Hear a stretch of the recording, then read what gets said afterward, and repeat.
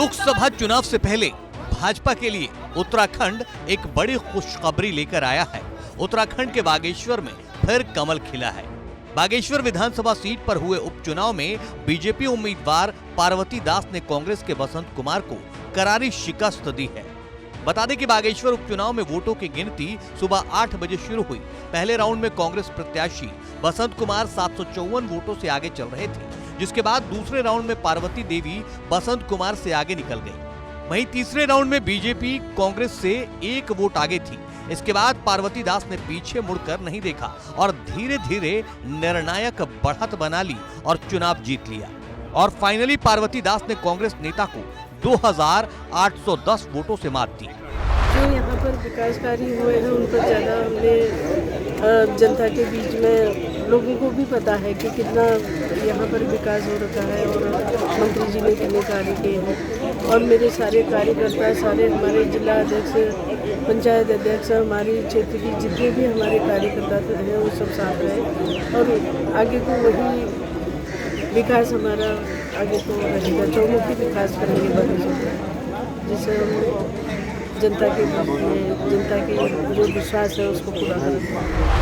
पार्वती दास की इस जीत के बाद सूबे के मुखिया पुष्कर सिंह धामी ने पार्टी कार्यकर्ताओं के साथ खुशियां बांटी, एक दूसरे को मिठाई खिलाई और इसे भाजपा की नीतियों की जीत बताया। साथ ही जनता का आभार भी जताया। आभार व्यक्त करना चाहता हूं बागेश्वर के मतदाताओं का, बड़े बुजुर्गों का, हमारी मातृशक्ति का, विशेष रूप से नौजवानों का, कि उन्होंने राज्य सरकार की नीतियों पर और हमारे प्रधानमंत्री आदरणीय मोदी जी के विजन पर, उत्तराखंड के लिए जो काम कर रहे हैं, देश के लिए जो काम कर रहे हैं, उन सभी पर वहाँ की जनता ने मोहर लगाई है।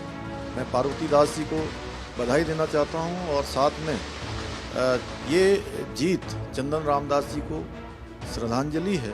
उनके रुके हुए कामों को, उनके लगाए हुए प्रस्तावों को, उनके सपनों को हम पूरा करेंगे। बता दें कि मुख्यमंत्री पुष्कर सिंह धामी मंत्रिमंडल में परिवहन मंत्री रहे। विधायक चंदन रामदास का इस साल अप्रैल में बीमारी से निधन हो जाने के चलते इस रिक्त हुई सीट पर चुनाव कराया गया था, जिसके बाद भाजपा ने चंदन रामदास की पत्नी को ही चुनाव में उतारा। चंदन रामदास की पत्नी के साथ ही उनके बेटे के भी चुनाव लड़ने की चर्चा थी, लेकिन पार्टी ने चंदन रामदास की पत्नी पार्वती दास पर ही दांव खेला। उपचुनाव में कुल 5 प्रत्याशी अपनी किस्मत आजमा रहे थे, लेकिन मुख्य मुकाबला सत्ताधारी दल भाजपा और विपक्षी पार्टी कांग्रेस के बीच था। बीजेपी ने चंदन रामदास की पत्नी पार्वती दास को चुनाव में उतारा, जबकि कांग्रेस ने उनके खिलाफ बसंत कुमार को उम्मीदवार बनाया था। कुमार ने 2022 में पिछला विधानसभा चुनाव आम आदमी पार्टी के टिकट पर लड़ा था और उपचुनाव से ऐन पहले आपका साथ छोड़कर कांग्रेस का दामन थामा था। भाजपा और कांग्रेस के अलावा समाजवादी पार्टी, उत्तराखंड क्रांति दल और उत्तराखंड परिवर्तन पार्टी ने भी अपने प्रत्याशी चुनाव मैदान में उतारे। हालांकि दल बदलू को टिकट देना कांग्रेस के लिए भारी पड़ गया और आखिर में बागेश्वर पर फिर भाजपा का कब्जा हुआ। 2024 के चुनाव से पहले राज्य में सत्ताधारी बीजेपी के लिए ये बड़ी राहत मानी जा रही है। 7 विधानसभा सीटों पर हुए उपचुनाव को 2024 के लिए लिटमस टेस्ट माना जा रहा है।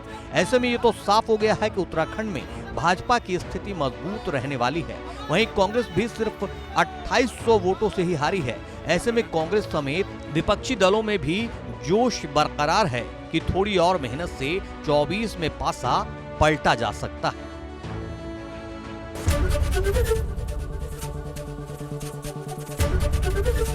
एबीपी गंगा, खबर आपकी, जुबान आपकी।